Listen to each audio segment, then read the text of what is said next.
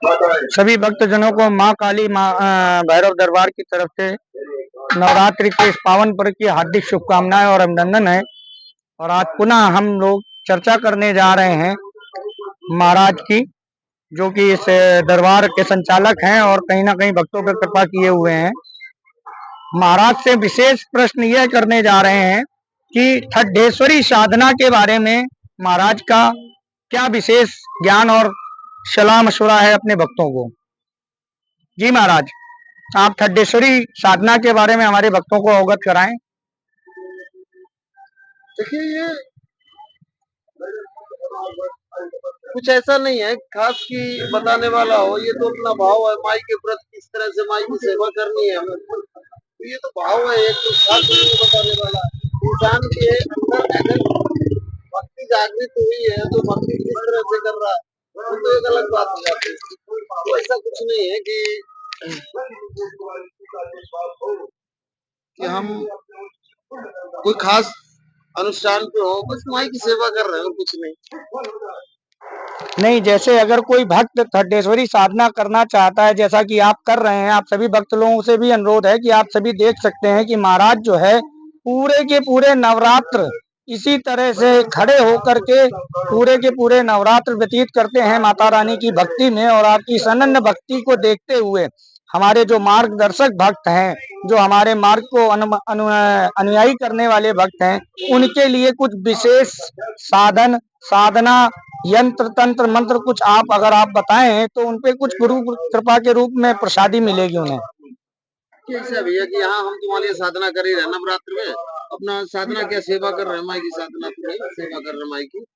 अब बाकी के जो हमारे शिष्य लोग हैं वो साधना कर रहे हैं, सानिध्य साधना कर रहे हैं, कई एक शिष्य सानिध्य का साधना कर रहे हैं। और अगर कोई साधना मार्ग में आना चाहता है, नया साधक है और अगर चाह रहा है कि हम साधना मार्ग में आ रहे हैं तो बेशक आ सकता है। यूपी में कानपुर में माँ काली काल भैरव दरबार के नाम से ये दरबार चल रहा है। और यहाँ जो भी साधना दी जाती है या जो भी क्रियाएं दी जाती है तो सटीक दी जाती है। अगर इच्छा है साधना में आने के लिए, तांत्रिक बनने के लिए, तो आ सकते हैं, कोई दिक्कत नहीं। क्योंकि व्यक्ति के कई बार कुछ कार्य ऐसे होते हैं जो मंत्र से यंत्र से नहीं होते हैं, उन कार्यों में एक विशेष अभिरुचि बढ़ जाती है लोगों की कि कहीं ना कहीं जब हमारे ऊपर मंत्र साधना हमारी सफल नहीं हो पा रही, हमारी यंत्र साधना नहीं सफल हो पा रही है, तब कहीं ना कहीं व्यक्ति को तंत्र का सहारा लेना बनता ही बनता है। क्यों? क्योंकि ये जीवन में हार ना मानना मनुष्य का एक विशेष स्वभाव है और माननी भी नहीं चाहिए। जैसा कि हमारे पूर्व में, हमारे इतिहास में, हमारे भगवत स्वरूप में भगवान श्री राम ने कभी हार नहीं मानी, भगवान श्री कृष्ण ने हार नहीं माना। इसी तरीके से आज के व्यक्ति के लिए भी मेरी तरफ से विशेष संदेश है कि हारो मत, आगे बढ़ो और विशेष परिस्थितियों के विशेष हल ढूंढो। तो इस स्थिति को अपनाते हुए महाराज के कुछ विशेष संदेश हम भक्तों तक पहुंचाना चाहते हैं। और खास तौर से नवरात्र में किसी भी भक्त को क्या नहीं करना चाहिए उसका विशेष अनुरोध करते हुए महाराज जी से ज्ञान लेते हैं। क्या नहीं करना चाहिए नवरात्र में?